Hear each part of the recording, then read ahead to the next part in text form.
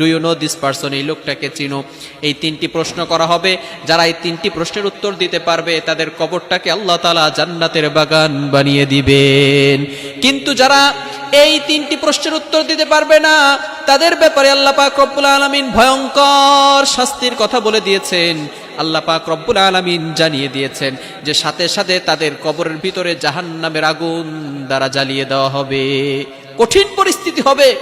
এই জন্য যদি আমরা এই আমলটা করতে পারি এবং আল্লাহ তাআলার ইবাদত করতে পারি তাহলে আল্লাহ পাক রব্বুল আলামিন কবর আযাবকে বন্ধ করে দিবেন এবং কিয়ামতের ময়দানে in the day of judgement Allah পাক রব্বুল আলামিন আমাদেরকে বিপদ আপদ থেকে হেফাজত করে আল্লাহ পাক রব্বুল আলামিন আমাদের জন্য জান্নাতের বাগান বানিয়ে দিবেন।